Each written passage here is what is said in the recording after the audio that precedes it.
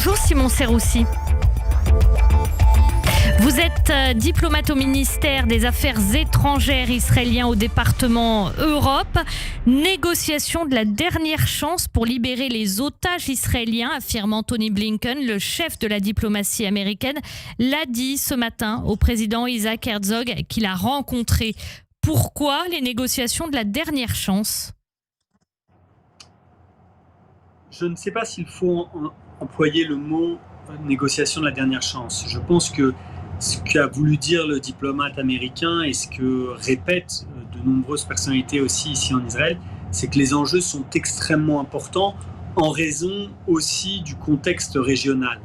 On connaît la menace iranienne qui a promis d'attaquer Israël. On connaît la menace du Hezbollah qui a aussi promis de répondre à l'élimination d'un de ses généraux il y a quelques jours à Beyrouth.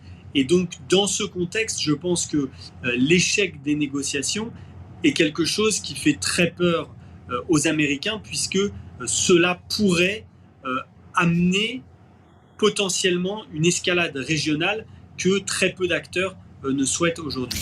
Une escalade régionale et une guerre généralisée contre Israël, puisqu'on l'a vu depuis le 7 octobre, et vous l'avez vous-même souligné, il y a la menace iranienne, celle du Hezbollah. C'est ça aussi que craignent les Américains ?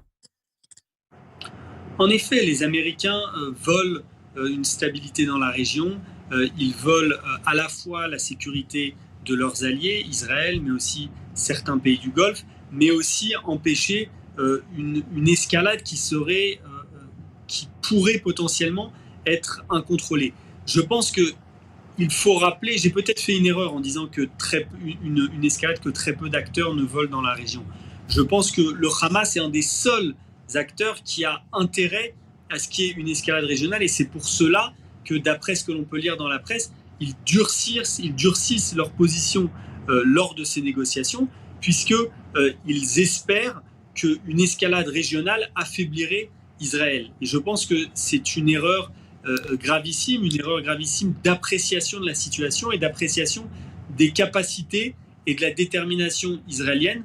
Israël l'a dit, l'a répété, nous ne souhaitons pas de guerre régionale, nous ne souhaitons pas de guerre avec notre voisin libanais, avec l'Iran. Mais si nous sommes attaqués, nous répondrons avec une grande sévérité, nous répondrons de façon extrêmement forte, car nous n'avons malheureusement pas le choix dans cette région que d'être fermes face à nos ennemis. Simon Serroussi, de leur côté, les Israéliens peuvent compter sur le soutien des Américains. Il y a notamment eu des porte-avions, beaucoup d'armes qui ont été déployées au Moyen-Orient.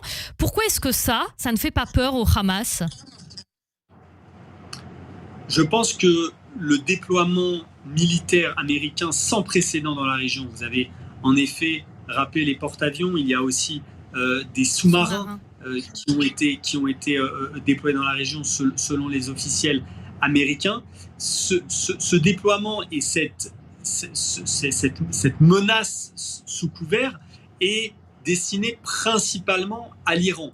L'Iran qui a promis d'attaquer Israël et qui peut être menacé directement par ce déploiement militaire. Le Hamas est une entité beaucoup moins importante militairement que l'Iran, et l'armée israélienne seule peut lui faire face. Le Hamas, bien sûr, ça n'a aucun rapport avec l'Iran. L'armée israélienne seule peut lui faire face. Mais depuis le 7 octobre, il y a des liens qui se sont révélés entre le Hamas et l'Iran. Est-ce que le Hamas est piloté en quelque sorte par l'Iran, et est-ce que c'est ça aussi qui pèse sur ces négociations et qui les empêche d'avancer ? Le Hamas est lié à l'Iran depuis des années. Nous le savons depuis longtemps. L'Iran finance, entraîne, arme le Hamas. Cela fait partie de la stratégie des mollahs d'encercler Israël avec une espèce de collier d'armées terroristes tout autour des frontières de l'État hébreu, afin de le menacer, notamment avec la création, la mise en place de milliers de missiles, certains guidés avec une capacité de précision, Et donc le Hamas fait partie de ce plan stratégique global de Téhéran. Nous connaissons donc ces liens qui sont très forts, et je pense que maintenant la décision au final reste dans les mains des mollahs à Téhéran. C'est eux qui doivent décider s'ils veulent emmener la région dans la guerre. Encore une fois, Israël ne veut pas. C'est eux qui doivent décider. Excusez-moi Simon, c'est eux qui doivent décider aussi du sort des otages israéliens? Non, absolument pas. Les négociations que nous entamons face au Hamas sont faites entre Israël et le Hamas, avec bien entendu des médiateurs que sont notamment le Qatar, les États-Unis et l'Égypte, et nous discutons indirectement avec le Hamas et non pas avec l'Iran afin d'arriver à un cessez-le-feu. Cependant, l'Iran, qui encore une fois a mis en place un plan stratégique afin de détruire l'État d'Israël, et ils l'ont dit très clairement, est responsable de l'escalade de la violence dans la région. Donc plus globalement, je parle plus globalement de la tension qu'il y a dans la région aujourd'hui, de la menace d'une guerre incontrôlée. Cette responsabilité est aujourd'hui entre les mains des mollahs.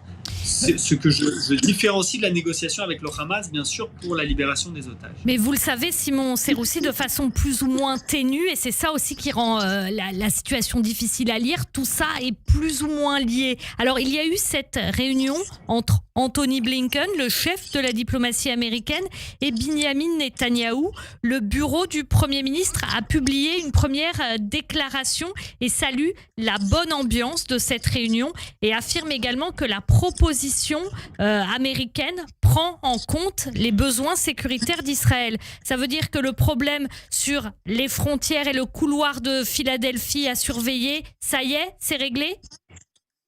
Alors, je ne vais pas rentrer dans le détail des négociations et vous dire ce qui a été réglé, ce qui ne l'a pas été.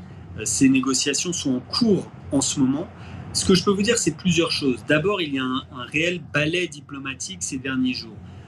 En plus du secrétaire d'État américain, les ministres des Affaires étrangères français et anglais étaient à Jérusalem ce week-end. Ils ont rencontré des officiels israéliens, notamment le ministre des Affaires étrangères, et il y a une réelle volonté des Occidentaux d'apaiser les tensions dans la région, tout en affichant leur soutien clair à Israël face à la menace de Téhéran. En parallèle, il y a, comme vous l'avez rappelé, ces négociations. La déclaration du bureau du Premier ministre montre tout d'abord qu'Israël accepte la proposition américaine qui a été mise sur la table. Et c'est quelque chose de très important.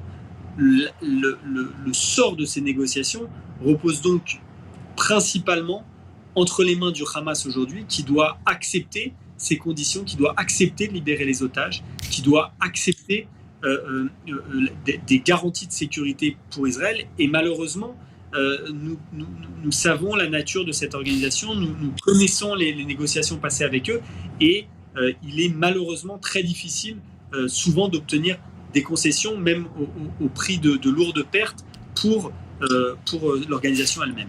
Pourquoi justement dans ce contexte le Hamas accepterait-il de libérer les otages ? Qu'est-ce qui ferait que le Hamas pourrait l'accepter ? Je pense que le Hamas est sous pression militaire, et plus la pression de Tsahal augmente dans la bande de Gaza, plus les leaders du Hamas sont éliminés les uns après les autres, plus les infrastructures militaires et gouvernementales de l'organisation terroriste sont démantelées, plus la pression augmente sur les derniers leaders en vie afin de cesser le combat. Nous connaissons aussi... ça veut dire, excusez-moi, ça veut dire, Simon Seroussi, que la balance bénéfice-risque pour le Hamas, désormais, elle est au détriment du Hamas, là, aujourd'hui, au moment où on parle ? Ce que cela veut dire, c'est que à chaque fois qu'Israël a augmenté la pression militaire sur le Hamas dans la bande de Gaza, le Hamas a accepté de faire plus de compromis dans les négociations. C'est ce qui a permis le premier accord sur les otages en novembre, si je ne me trompe pas, oui, suite à une pression forte de Tsahal. Et là, ces négociations, je ne sais pas si elles aboutiront, mais en tout cas, les négociations dans lesquelles nous sommes aujourd'hui ont été possibles par l'augmentation de la pression militaire, par l'entrée de Tsahal à Rafah et dans d'autres quartiers de Khan Yunis, et c'est quelque chose d'extrêmement positif. Même si, il faut le rappeler, le Hamas qui se cache au sein des populations civiles, par sa manière de combattre, implique et crée de réelles pertes aussi chez les civils palestiniens, ce qui est quelque chose de terrible, nous le rappelons, mais qui malheureusement n'est pas pris en compte par le leadership du Hamas. Et Simon Serroussi, plus ce conflit dure, plus ça met la pression au Hamas, mais plus ça met aussi en quelque sorte la pression sur Israël, puisque vous l'évoquez, ces pertes humaines qui sont dues à la stratégie du Hamas d'utiliser la population comme bouclier civil. Et on a entendu là dernièrement des cas de polio dans la bande de Gaza. Donc ça aussi, la pression elle est sur le Hamas, mais elle est aussi sur Israël. Malheureusement, la pression est sur Israël depuis le premier jour et il y a de fortes hostilités au sein d'une partie de l'opinion publique occidentale, une partie même des gouvernements occidentaux qui malheureusement ne comprennent pas la situation dans laquelle nous nous trouvons, qui ne réalisent pas ce que veut dire de vivre avec des armées terroristes à quelques dizaines de kilomètres de nos grands centres urbains. Israël sait fonctionner avec cette pression, mais avant tout, nous sommes prêts à faire des concessions, nous sommes prêts à payer un prix très lourd pour avant tout libérer nos otages, pour avant tout une question morale, une question éthique vis-à-vis même des fondements de la société israélienne, qui est une société qui est prête à envoyer ses enfants au front, mais qui est aussi prête à payer un prix énorme afin de les ramener à la maison,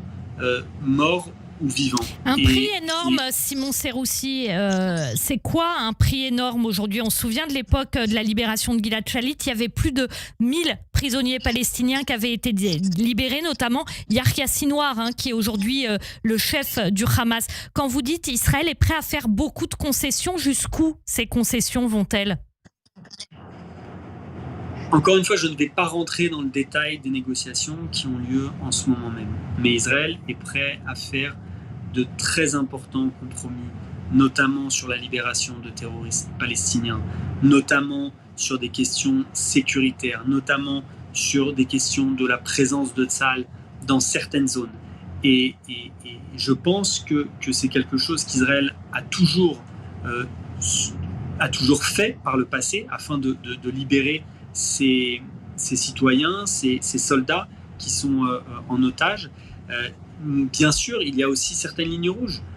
Il y a aussi la sécurité de 10 millions de citoyens israéliens à assurer, et ceci est évidemment une priorité pour notre État, pour notre armée. Et il y a certaines lignes rouges que nous ne pouvons pas franchir dans ces négociations. C'est pour cela aussi que ces négociations durent depuis si longtemps. Israël ne peut pas se permettre, et je finirai juste là-dessus, cette question, Israël ne peut pas se permettre de se retrouver dans une situation où une organisation terroriste a la capacité de réitérer l'attaque du 7 octobre.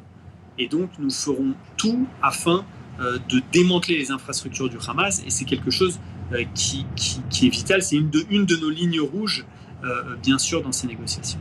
Sur ce qu'on entend en provenance de Jérusalem concernant ces négociations sur les otages et leur déroulé, il y a deux sons de cloche différents qu'on a d'ailleurs entendus sur notre antenne cette semaine.